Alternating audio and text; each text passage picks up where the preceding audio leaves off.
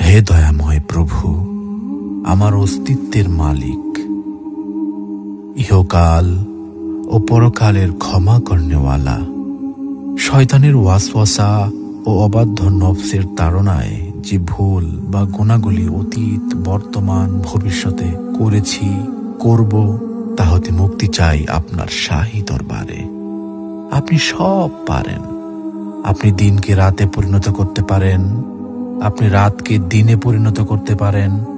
আপনার কুদরত ও ক্ষমা সব কিছুর ঊর্ধ্বে।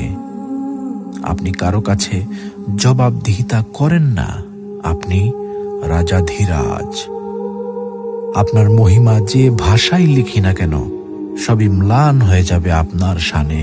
পাপের ভুবনে পাপে পূর্ণ আমি, শত সহস্রবার ভূপৃষ্ঠে কপাল ঠেকিয়ে আপনার নূরের চরণতলে ক্ষমা চাই। হে প্রভু, দয়াময়, ক্ষমা করুন নিজ গুণে।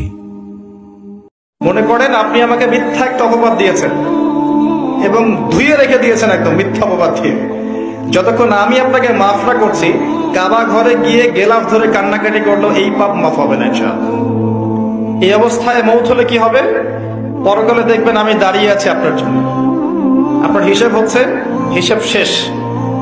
আপনি সালাত, সওম, হজ জাকাতের নেকি নিয়ে উঠেছেন, কিন্তু দেখছেন আমি দাঁড়িয়ে আছি, আমার মতো আরো 10 জন দাঁড়িয়ে আছে।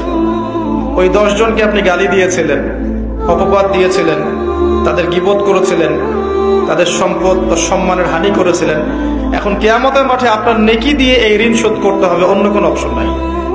আল্লাহর কাছে দোয়া করেন যে আল্লাহ, আমি যদি আমার লাইফে কাউকে ইচ্ছাকৃত অনিচ্ছাকৃত আঘাত করে থাকি, আল্লাহ ফার্স্ট অফ অল আমি তোমার বান্দা হিসেবে তোমার কাছে ক্ষমা চাচ্ছি, এবং আমি তোমার কাছে দোয়া করছি আল্লাহ, যাদেরকে আমি আঘাত দিয়েছি ইন্টেনশনালি অথবা আনইনটেনশনালি, ইচ্ছাকৃত অথবা অনিচ্ছাকৃত ভাবে, তুমি তাদের মনে আমাকে ক্ষমা করার মতো একটা ইচ্ছা শক্তি তৈরি করে দাও। এবং আমি তোমার কাছে এও দোয়া করছি, যারা আমাকে আঘাত করেছে, কষ্ট দিয়েছে, আমার মন ভেঙে দিয়েছে, হয়তোবা তারা কোনো বাধ্যবাধকতার থেকে আমাকে কষ্ট দিয়েছে, আমি তোমার কাছে দোয়া করি আল্লাহ, তুমি তাদের সবাইকে ক্ষমা করে দাও। এই দোয়া করতে পারলে দেখবেন আপনার অন্তরাত্মা এতটা প্রশান্ত হবে যে শান্তি আপনি পৃথিবীর কোথাও খুঁজে পাবেন না ইনশাআল্লাহ তাআলা।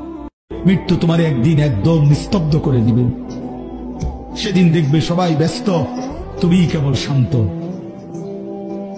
সেদিনও দোকান খুলবে, সেদিনও রোদ উঠবে, সেদিনও বৃষ্টি ঝরবে, সেদিনও হাজারো মানুষের ব্যস্ততা থাকবে, শুধু তুমি বন্ধু থাকবা না, তুমি বন্ধু থাকবা না। হ্যাঁ প্রিয় ভাই আমার, এটা জরুরি বিষয়, বুঝতে শিখো। নিজের ভালো, নিজের কল্যাণ, এটা বহুতই জরুরি বাপ, বহুতই জরুরি।